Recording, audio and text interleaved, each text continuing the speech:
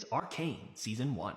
Welcome to Piltover, the city of progress, where scientific advancement has made everyone's life better. Everyone, that is, except the poor people who live across the river in the Undercity, which is a real bad neighborhood. This is the story of two sisters from the Undercity, Vi, who's had to grow up real tough, and her little sister Powder, who's still kinda soft. They and their friends are small-time thieves who just got a lead on a big score in the upper city stealing science stuff. But when Powder finds these strange blue orbs, they steal something more important than they realized. On the way out, she drops one, and it causes a massive explosion! So they've just become Piltover's most wanted. One of their friends blames Powder, she's bad luck, calls her a jinx. Now the Undercity is mostly a den of scum and villainy, except for Vander, the girl's adopted father, who's a real good guy, a community leader trying to keep honor among thieves. But after the girl's explosive burglary, the enforcers are cracking down hard. The chief of police is a good cop who's worked a long time with Vander, but she's like, hey, my bosses are breathing down my neck. Someone's gotta take the fall for this. The science lab that was broken into belongs to a young inventor, Jace Tallis. He was experimenting with these orbs, which contain magical, arcane power. He knows it's possible to harness this power because when he was a kid, he was saved by someone using it.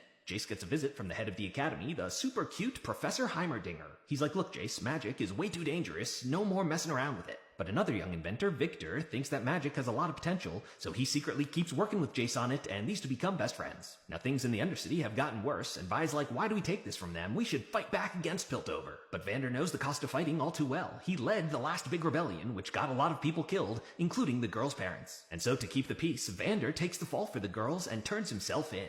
But on the way out, they're ambushed, and Good Cop is killed by the scum of the Undercity, the crime boss Silco. He and Vander used to be best friends and led the rebellion together to free the Undercity into the independent nation of Zaun. But Silco's methods became too brutal, so Vander had to turn on him. Vi goes to rescue Vander, puts on his old steel gauntlets, and oh yeah, she packs a punch. She's taken on all of Silco's goons, but Silco has a secret weapon, the newly invented drug Shimmer. One of his men drink it and hulk out into a super strong rage monster. Powder followed outside, and she's a bit of an inventor herself, always makes these cute little bombs, but they don't really work very well. But now with the magic balls, she's got a bit more firepower. That night, in fact, Jace and Victor had just figured out how to stabilize magic. But Powder did not, and her bomb goes off. Boom! Epic explosion! Yeah, that was sweet! Powder's excited she saved the day, except she kinda didn't though. Her explosion killed all of her friends! Oh god, scarring!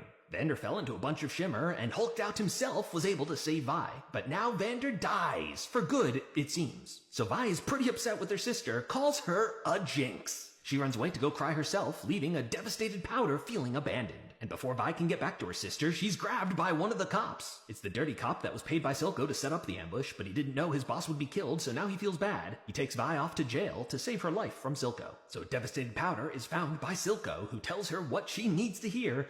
It's okay. Now there's a bit